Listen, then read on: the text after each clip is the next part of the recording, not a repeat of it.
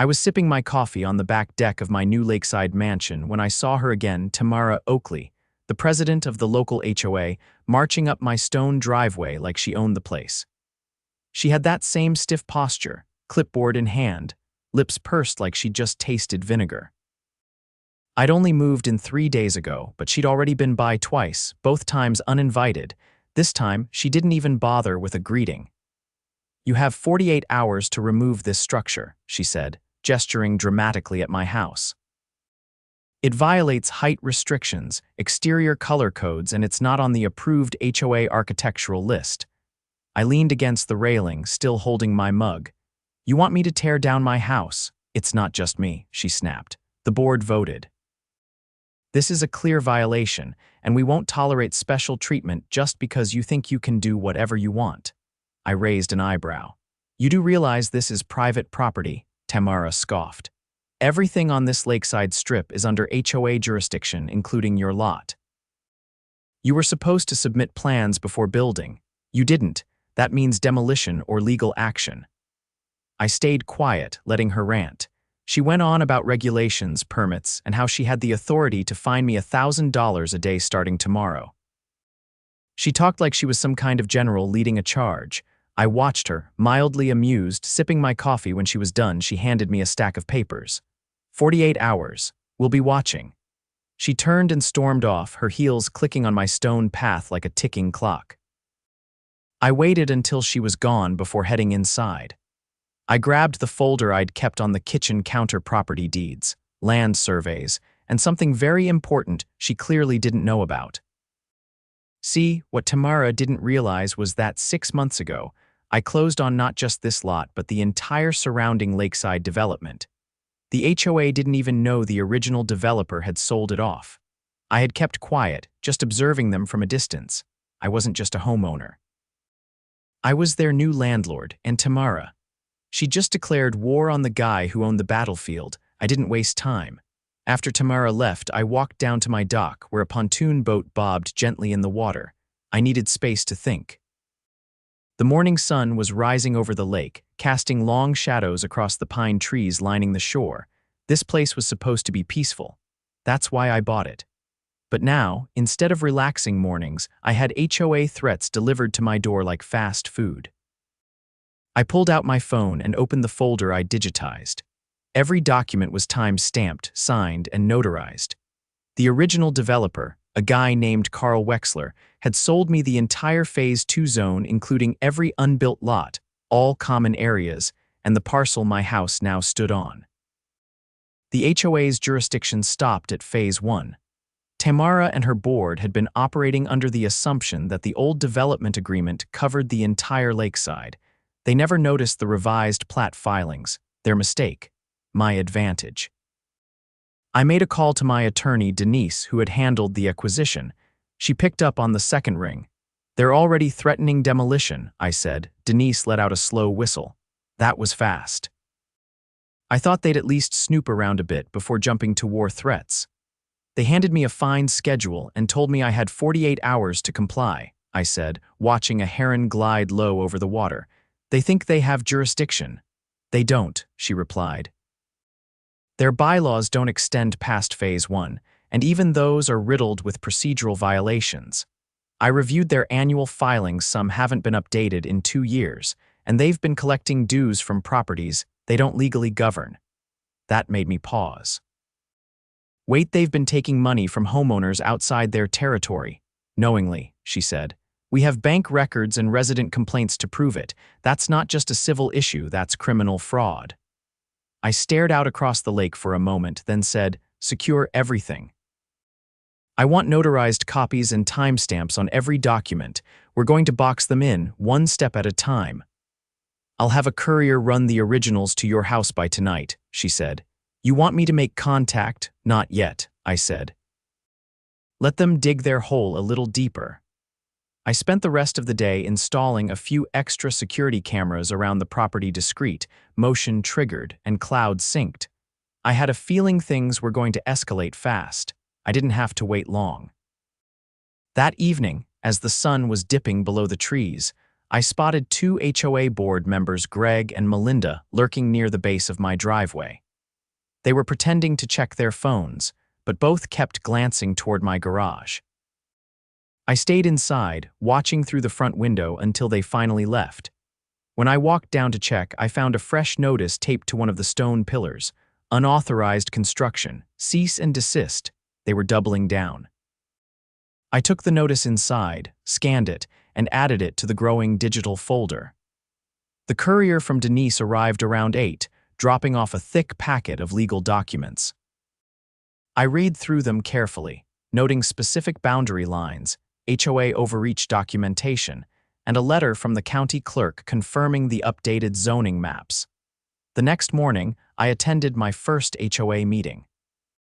It was held in the Phase 1 Community Center, a beige stucco building that looked like it hadn't seen a coat of paint in a decade. The room was filled with about 30 residents, some in folding chairs, others leaning against the back wall. Tamara stood at the front, flanked by Greg and Melinda. A projector hummed softly, displaying a bulleted agenda that included enforcement updates and new violations. When I walked in, conversations stopped. Heads turned. Tamara's expression tightened, but she forced a smile. "Well, Mr. Carson," she said. "I wasn't sure you'd show. I like to be informed," I replied, taking a seat near the front. "Then let me bring you up to speed," she said, tapping her clipboard. "We've issued a final warning regarding your property. If you don't comply, we'll be initiating legal proceedings." "Interesting," I said, "because I've come across some information you might want to hear before you go any further." There was a ripple in the room, quiet murmurs, curious glances. Tamara's smile faltered. "I'll keep it brief," I continued.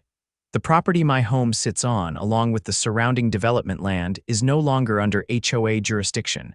It was sold by the original developer 6 months ago, to me." That got the crowd whispering. Tamara raised her voice. "That's impossible. We never received notice of a sale." "You didn't," I said, "because you were never entitled to one. The developer held exclusive rights to Phase 2. He sold them. I now own all undeveloped lots, the private roads, and the lakefront trail system." Melinda stepped forward. "You can't just say you own the development." I pulled out a folder and opened it. "This is the recorded deed from the county recorder's office. Dated, stamped, and notarized. Here's the updated zoning map. And here," I said, flipping to the last page, "is a cease and desist letter from my attorney. Effective immediately, the HOA is to stop all correspondence regarding Phase 2 properties." Tamara stepped back, visibly rattled. This doesn't change our enforcement authority." "That's where you're wrong," I said. "Your bylaws don't apply to my property. And by the way, I have evidence that your board has been collecting dues from homeowners outside your jurisdiction. That's wire fraud. I've already contacted the county attorney's office." The room erupted. Residents began asking questions, some angry, some confused. A man in the back yelled, "You told us we had to pay those fees." Tamara tried to get control of the room, but the damage was done. People were pulling out their phones, taking pictures of the documents I laid on the table. I stood up and walked to the exit, but before leaving, I turned back to the board. "I suggest you cancel those demolition threats," I said. "Because the next time we're in a room together, it'll be a courtroom." I left them standing there, stunned, their authority unraveling in front of the very people they'd lorded over for years. Back at the house, I opened a bottle of bourbon and sat on the deck as night crept in over the lake. The air was still, the water calm, but in the distance, I could hear the sound of something breaking authority, arrogance, and the illusion of control. And I wasn't done yet. By the following morning, the temperature in the neighborhood wasn't just warm, it was boiling. Word had spread fast.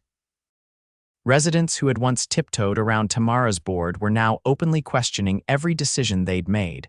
Some were furious about the dues they'd paid for years. Others were embarrassed they hadn't looked more closely. But one thing was clear. The HOA's grip on the neighborhood was loosening. I was on my third cup of coffee, sorting through emails on the porch when a knock came at the front door, not the aggressive kind, just a measured, hesitant knock. A man in his 60s stood there, shuffling awkwardly. He had a clipboard tucked under one arm and wore a faded ball cap with the logo of a retired fire department. "Mr. Carson," he asked. "Name's Wayne. I live 3 doors down from the community center." I nodded and stepped aside. "Come in." Wayne walked in slowly, glancing around like he was still trying to piece everything together. "I didn't vote for Tamara, just want to get that out in the open," he said. "I've been here 15 years, seen 5 HOA boards come and go. None of 'em tried half what this one's been pulling." I motioned toward the kitchen table. "You're not the first neighbor to drop by today." Wayne pulled out a folded letter from his clipboard and slid it across the table. "They sent me this last month. Said my truck was unsightly and violated aesthetic standards. Tried to fine me $300. I park it in my own driveway. I haul scrap metal on weekends. That truck pays my property taxes." I read the letter. It was thinly veiled harassment citing vague visual cohesion guidelines. It had Tamara's signature at the bottom, along with a demand for payment within 10 days. I looked up. "You paid it." "Nope," Wayne said, "but they added it to my account and threatened a lien." "Did you sign any agreement that gave them that power?" "Not that I remember." "Bought the property back when it was just gravel roads and promises. Don't think Phase 2 was even named yet." I leaned back, the pieces falling into place. "They've been enforcing rules outside their legal boundaries and threatening to place liens on properties they don't govern." Wayne gave a tired nod. "That's why I came. You said yesterday they don't have jurisdiction over here. That true?" "Completely. I own the land they're pretending to regulate, and they've crossed several legal lines." Wayne hesitated, then said, "I got a cousin who's a retired county detective. You want me to reach out? He doesn't like bullies, and he knows how to sniff out fraud." "I'd appreciate that," I said. "Tell him to bring a badge if he still has one." Wayne grinned for the first time and left with a little more spring in his step. By late afternoon, Denise had arrived. She stepped out of her car in sunglasses and a navy pantsuit, carrying a leather briefcase that looked like it had never touched a courtroom floor. She was meticulous, sharp, and not even a little bit interested in small talk. "They're spiraling," she said as we walked through the front door. I had a paralegal monitor Tamara's email address. She's been blasting panicked messages to the rest of the board about liability exposure and trying to schedule an emergency vote to restructure enforcement strategy. She still thinks she can claw back control. She's also been forwarding resident complaints to a private P.O. box. Not the HOA's official address. That made me pause. Why? I think she's rerouting dues and fines. We pulled the HOA's tax ID and were able to trace 2 separate accounts receiving payments. Only one of them is listed in the HOA's public filings. I narrowed my eyes. She set up a shadow account. Denise nodded once, and she's been depositing funds into it for nearly a year. We spent the next few hours compiling everything: bank statements, tax filings, resident testimonies, and scan notices. Meanwhile, Wayne's cousin, Hank, showed up in a tan button-down and steel toe boots. He carried himself like he still had a badge on his hip, even if it wasn't visible. "The sheriff's office already had 2 complaints filed by residents," Hank said as he looked through our evidence. "But nobody followed up because the HOA claimed it was a civil dispute. You've got enough now to push this into criminal territory. Fraud, misappropriation, even mail tampering if she redirected dues through the postal system." "She signed every one of those notices," I said. Hank nodded. "That makes her personally liable. The board too, if they knew and said nothing." We spent the evening preparing a formal complaint for the district attorney's office.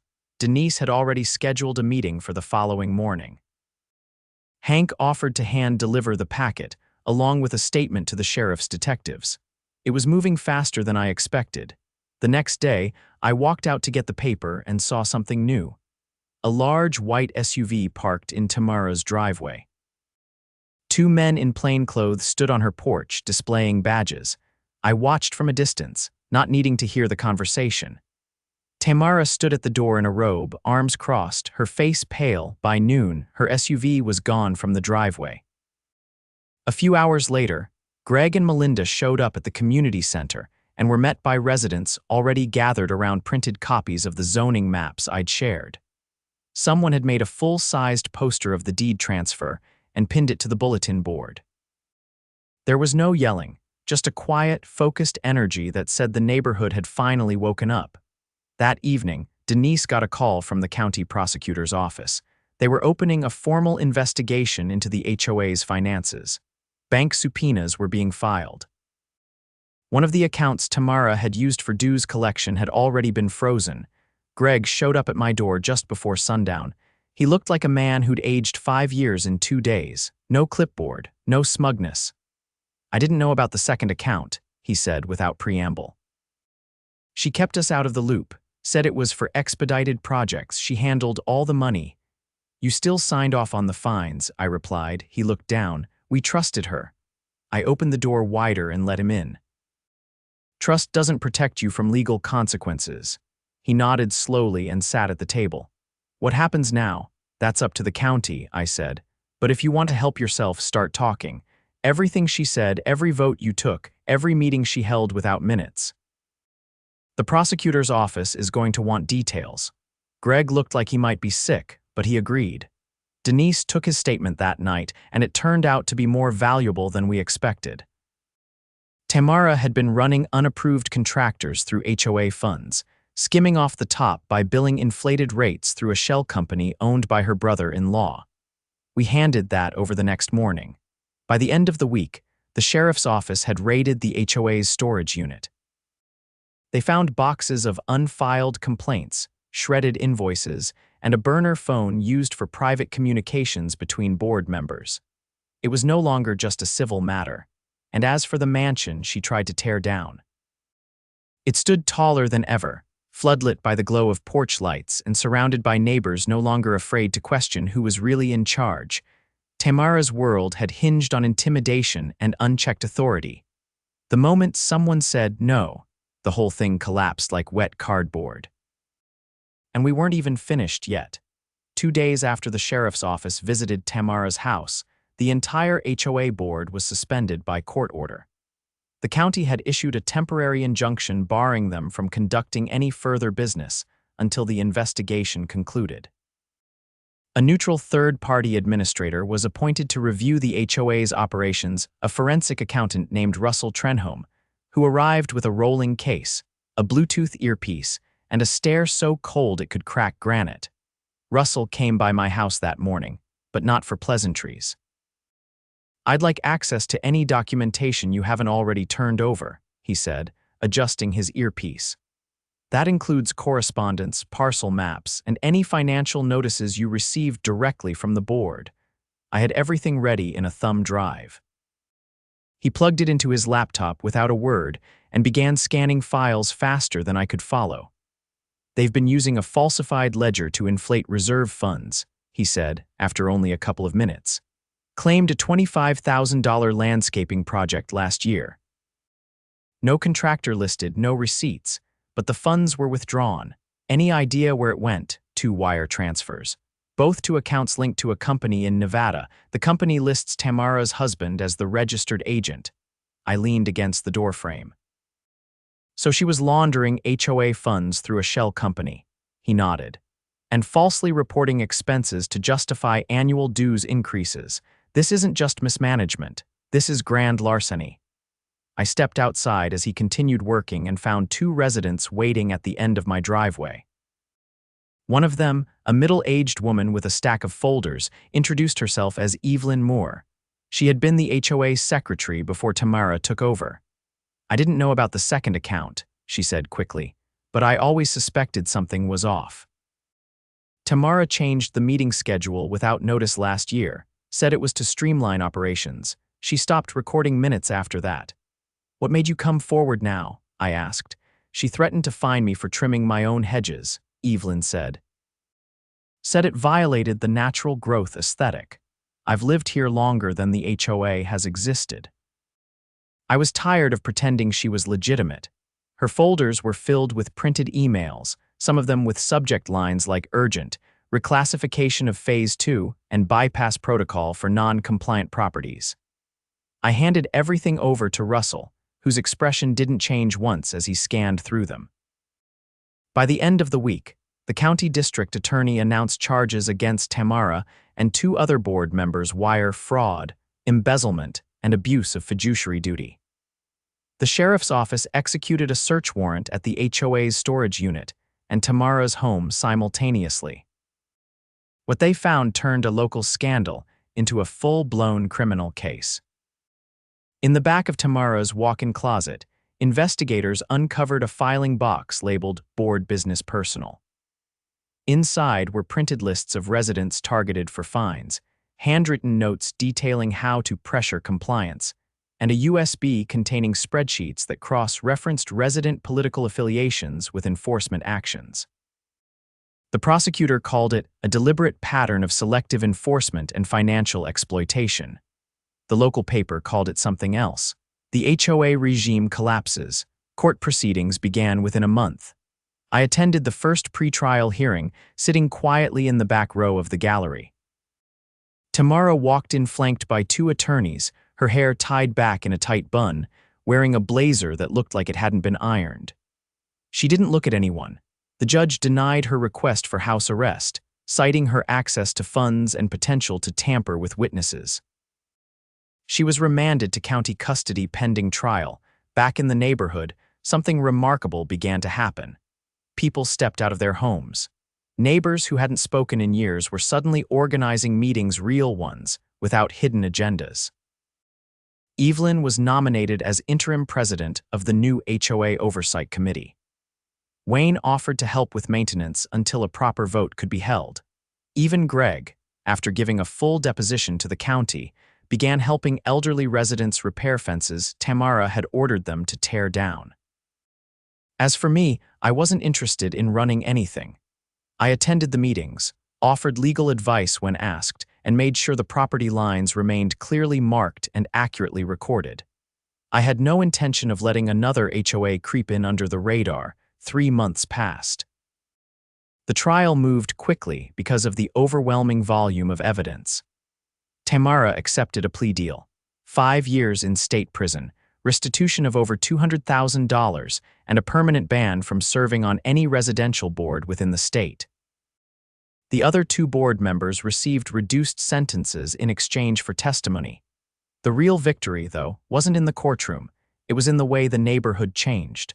One Saturday, I was out back staining the new deck when a line of kids rode by on bikes, shouting and laughing. Their parents trailed behind, carrying picnic baskets. Wayne passed by in his old truck, honking once and tipping his cap. Evelyn waved from her front yard where she was planting new rose bushes. No fines, no threats, no clipboards, just people living in peace. Russell, the forensic accountant, stopped by one last time before closing out the investigation. He handed me a sealed envelope. "You're entitled to a percentage of the restitution for initiating the fraud inquiry," he said. The court approved it. I opened it after he left. The check was for $22,000. I didn't need the money, but I knew exactly what to do with it. The following weekend, I donated it to the community center. Enough to fix the roof, repaint the walls, and replace the broken water heater that had been ignored for years. I never said why. I didn't need to. The mansion Tamara tried to destroy still stood, taller than ever, not because of power or wealth, but because someone finally challenged the illusion that control equals authority. It doesn't, truth does. And when enough people stop being quiet, stop being afraid, and start paying attention, even the most entrenched tyrants fall.